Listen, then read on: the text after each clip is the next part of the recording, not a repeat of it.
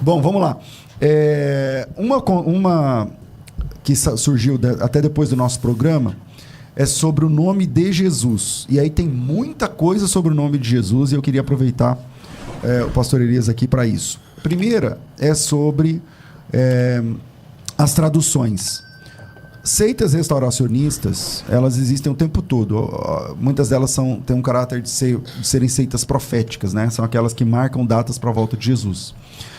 Algumas delas militam na ideia do nome de Jesus. Então tem as testemunhas de Iehoshua e testemunhas de Ial-Roshua, testemunhas de Al-Rushua, testemunha de Alcha, agora tem Ialcha, e tal. E todas essas seitas, elas reclamam uma questão, que é nomes não se traduzem, nomes não podem ser traduzidos, por isso o nome de Jesus é uma farsa. Jesus é uma farsa. Então o nome de Jesus, esse nome Jesus não pode ser verdadeiro, porque tanto o grego quanto o hebraico não tem a fonética do J, né? Esse J, não tem esse som. E aí eles trabalham em cima de algumas verdades. Por exemplo, é verdade que em hebraico não tem o som de J, nenhuma letra do hebraico tem o som de J, nenhuma letra do grego tem um som de J, esse som essa fonética é posterior e tal. Então, antes de falar sobre... Tem também a polêmica de Jesus vai chamar Messias, é um nome, ou Jesus seria o nome? Qual é a tradução? Nomes não se traduzem.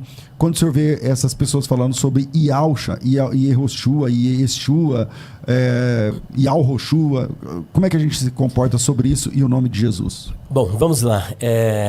O Filho de Deus, ele tem um nome, mas não apenas o nome. Nós entramos numa área bastante interessante, que é conhecida na área da linguística, mais precisamente na área da glotologia, que vem de glossa, língua, e logos, estudo acerca das línguas, que também recebe o nome de linguística. Dentro da glotologia, pastor César, nós temos um estudo chamado onomatologia. A palavra onomatologia, ela vem do grego onoma, que é a palavra grega para nome, mais logia, que vem de logos, que é estudo, mais sufixo ia. Logo, onomatologia significa a ciência dos nomes ou o estudo acerca dos nomes. E a onomatologia, ela sambarca vários estudos, como, por exemplo, a teonímia. A teonímia, que vem de theos, mais onoma, significa nomes divinos, ou nome de Deus. E quando falamos de nome de Deus, nós então incluímos todos os seres sobrenaturais, inclusive anjos também, por exemplo, Gabriel, Michael, que é o Miguel, o nome de Deus, o nome do Filho de Deus, o Espírito Santo. E também, curiosamente, visto que não é um estudo voltado para o meio evangélico, mas é uma ciência dentro da glotologia, faz parte também deste grupo de nomes, os nomes de seres sobrenaturais que também não constam na Bíblia. O nome do Filho de Deus, portanto, faz parte da teonímia, é um nome divino. Agora, a grande discussão é, qual é o verdadeiro nome do Filho de Deus? Afinal de contas, é Yeshua? É Yehoshua? É Jesus? É Yalshua? Sei lá, tantos nomes. Possibilidades aí que o pessoal vai criando. Esses grupos são conhecidos como os grupos restauracionistas do nome. E também tem os restauracionistas do próprio texto bíblico, dizendo que o texto bíblico ele foi romanizado, a igreja corrompido, alterado. Agora preste atenção, só para o Novo Testamento, nós temos quase 6.000 manuscritos. E que foram descobertos, não é por evangélicos, por católicos, não. Pela arqueologia, que também é uma ciência que está a serviço da verdade histórica. E como é que a Igreja Católica, durante 3.000 anos, 2.000 anos, quando nem sequer existia, que passaram a existir a partir do quarto século, ela mexeu nesses manuscritos que vem sendo descoberto ao longo do tempo. Poxa, teria que ser no mínimo onisciente, onipresente.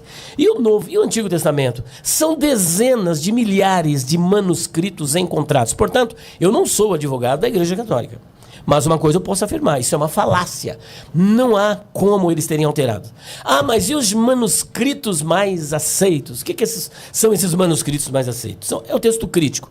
O que é um texto crítico? Qualquer texto que tenha um aparato crítico é um texto crítico. Mas denominou-se texto crítico 3 dos principais: o Codex Vaticanos, que está lá no Vaticano, que até então a Igreja Católica arrogava ter o melhor texto, e por isso ter a melhor interpretação, mas posterior a isso foi descoberto o Códex Sinaíticos.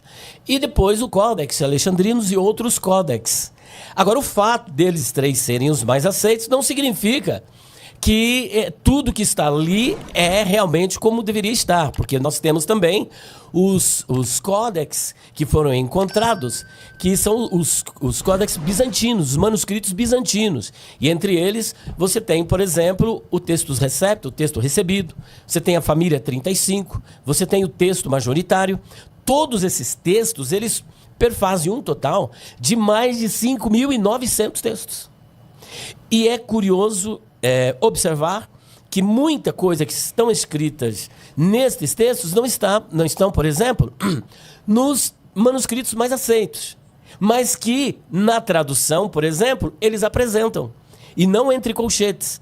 Agora, existem também muitos registros nos códex esses que são descritos como menos antigos, que constam ali, não constam nos manuscritos mais aceitos. Bom, mas a questão não é manuscritológica, é sobre o verdadeiro nome do Filho de Deus. Então, primeira coisa, vamos lá.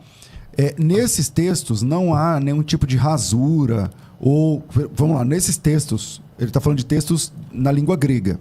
Famílias de manuscritos diferentes, mas os textos são gregos. E esses textos, eles trazem o nome de Jesus em grego. Porque até hoje não foi descoberto nenhum só manuscrito, por exemplo, daquilo que eles batem o martelo e diz que Mateus foi escrito em hebraico. Seria o nome Matitiaho, que aparece com Matias, forma aplológica, né, de Matitiaho. Não existe um manuscrito advogando que o Evangelho segundo o Senhor Jesus escreveu Mateus foi escrito no texto hebraico. O que nós temos é a Brit Hadashah, que é o texto do Novo Testamento escrito em hebraico, que assim como a Septuaginta é uma tradução da Torá e do Taná, da mesma sorte, a Brit Hadashah é uma tradução do Novo Testamento, que é grego. Então, no Novo Testamento grego, como é que aparece o nome de Jesus? Bom, ele aparece como Iesus, e não como Yeshua. Nós dizemos que Iesus é a forma grecizada do nome Yeshua. Então, por exemplo, Iesus, muitos desses restauracionistas, eles procuram negar a realidade do nome Iesus, dizendo que ali não pode ser o nome do Filho de Deus, porque é o nome do Deus cavalo. Porque eles fazem uma amálgama, traduzindo Ie, que é a forma contraída de Yehová, que é Deus, mas Sus, que é cavalo, em hebraico. Isso em hebraico. Logo, Iesus seria cavalo. Deus cavalo. Só que Iesus, curiosamente, não é hebraico, é grego. Agora, você vai fazer essa assonância, o fato de uma palavra ter um som parecido com uma palavra no outro idioma, agora significa que você realmente está produzindo o que esse som quer dizer naquele idioma. A mesma coisa no latim, né? Quando eles falam, isso aí em latim é Deus, é porco. Não sei. Justamente. Esse é o porco, alguma coisa assim. Então, vamos lá. Cada idioma tem a sua peculiaridade, portanto, Iesus, que é o Senhor é o Salvador, o Senhor salva, né? Ele salva. E da mesma sorte, Yeshua é a forma contraída do nome mais amplo, que ele sofreu uma contração do nome Yehoshua. Aí já é o hebraico. Que é o hebraico, é um nome teofórico. O que é o nome teofórico? Tudo isso faz parte da onomatologia. O nome teofórico vem de Theos, que é Deus, e Forel, que é trazer. O nome teofórico, seja qual deles forem, são os nomes que trazem um elemento divino. Por exemplo, o meu nome, Eliar ou Eliarro, né? Ou Elial, né? Os judeus pronunciam Elial. Tem 2 nomes divinos que compõem esse nome. Você tem El, que é um nome genérico, que fazia parte do panteão cananeu e da ideia de força, mas Iar ou Iarro, que é a forma contraída de Iavé, que sofreu uma aglutinação das vogais de Adonai. Então você tem Iavé é Deus ou Iavé é o meu Deus. No caso de Yeshua, depois do cativeiro babilônico, foi a contração do nome Yehoshua, que vem de Ierro, que é o nome de Yahvé, mais Shua, que vem do verbo hebraico Yasha, que é salvar. Logo, Yehoshua significa Yahvé é salvação ou Yahvé salva. Vamos lá, tem aqui o Leandro Correia, ele está perguntando o seguinte: é verdade que o nome de Jesus era muito comum? O nome Jesus era um nome comum na época de Jesus? Isso é tão verdade que, por exemplo, no julgamento de Jesus, tinha ali um salteador, que Pilatos, também não sou advogado de Pilatos, mas Pilatos fez de tudo para que Jesus não fosse para a cruz. Porque o próprio texto diz, ele sabia que por inveja o haviam entregado. E a própria mulher dele, que não está, o que eu vou dizer agora não está na Bíblia.